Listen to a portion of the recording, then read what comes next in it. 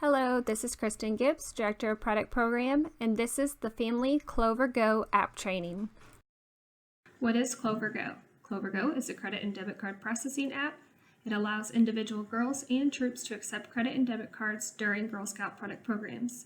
The funds are directly deposited into the troops' bank account, and Girl Scouts of Southern Illinois will cover all of the processing fees.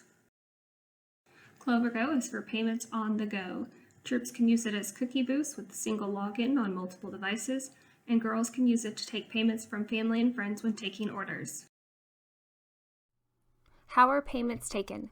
Girls can collect payments using the free Clover Go app using OCR technology, which takes a picture of the customer's credit or debit card to process the payment.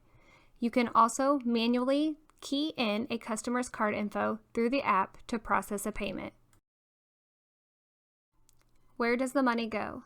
The money collected through Clover is directly deposited into the troop's bank account.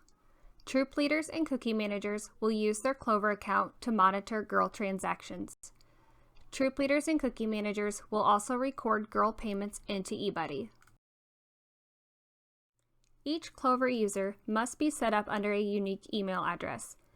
This unique email address must be shared with the troop leader or cookie manager who is setting up the troop's Clover account. Once the troop is set up, you will receive access to Clover. If you are a family with multiple Girl Scouts, these are some workarounds to get your girls using Clover with their troops. If you have multiple Girl Scouts in the same troop, one girl can use one parent's email and the other girl use another parent's email. If you have a work or secondary email, you can use that one for one girl and your primary for the other. If you have multiple girls, but they are in separate troops, you can create a single shared Clover account that is assigned to both troops. For example, your Clover account may be Betty and Sally Smith.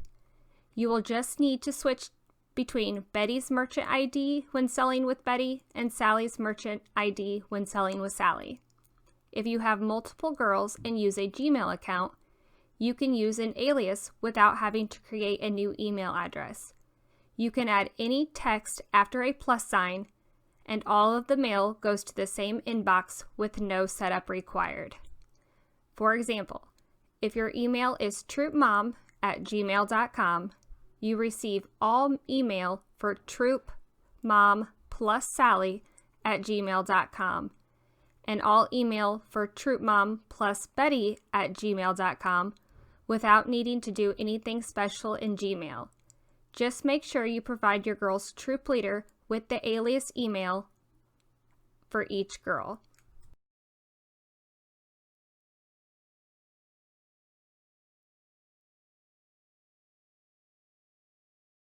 Girl safety is our #1 priority. Girls should always be supervised by their caregiver or an adult volunteer when using Clover. Girls should never share their last name or personal identifiable information with customers. Girls should never hand over their phone or tablet at any point during the transaction. Girls should hold their device when customers sign or type in their information during checkout. Girls should only process a transaction if the customer's card is in front of them to reduce the risk of compromising the customer's card details and to limit the risk of processing fraudulent cards. Girls should not take payments over the phone or email or accept payments for anything other than Girl Scout Product Program products.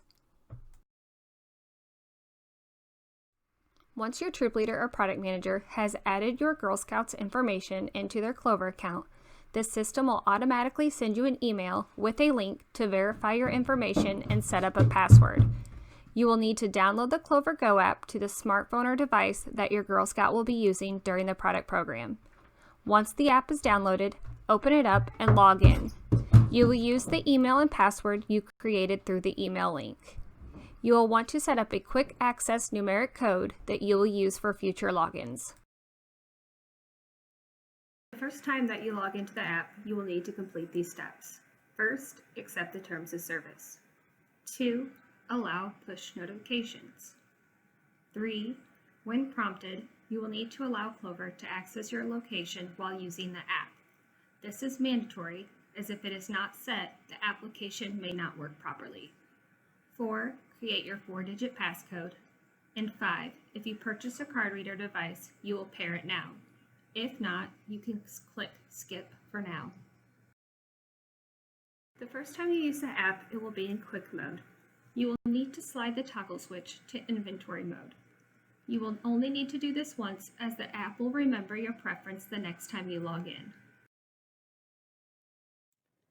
Now you are ready to take an order. Add items to your order by tapping on each item. If you need 3 Thin Mints, then you will tap it 3 times. There are a few different ways to make changes to the order if you need to.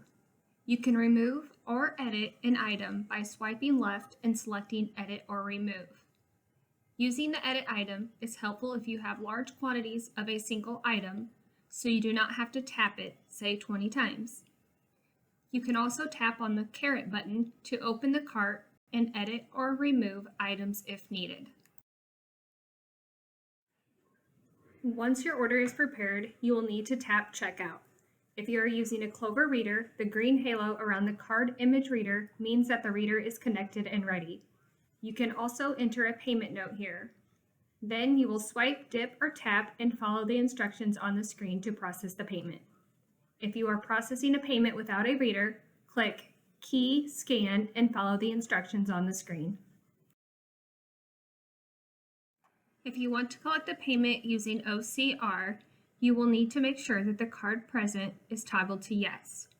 The card number can be scanned, but you will still need to key in the CVV and zip code. The OCR reader will not store the customer's card info or save the picture to the device that is being used. Once the transaction completes, if a signature is required, the signature screen will appear.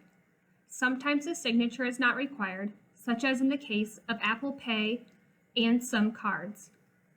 If the customer would like a receipt, you can send it via email, text, or AirPrint if a printer is in range. Or if they would not like one, you can select No Receipt.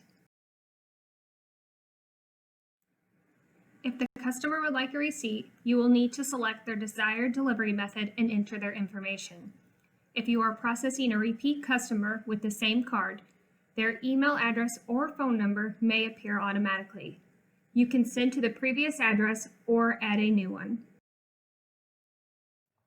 If a card is unreadable by OCR or you receive a transaction failed message, you will need to key in the card number.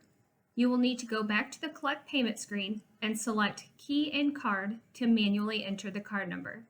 If a transaction is declined, you will need to go back to the Collect Payment screen and ask for another form of payment.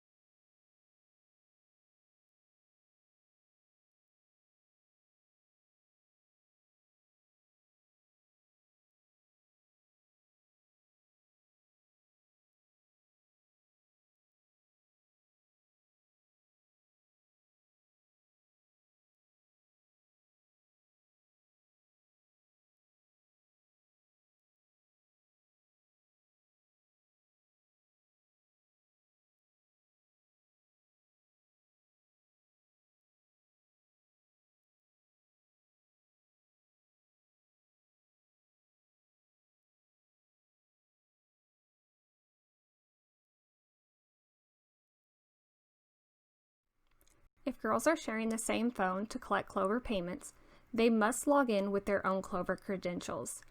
When opening the Clover app, the last user's name will appear on the screen. If a different girl needs to use the device, they will need to select Switch User and log in with their own credentials.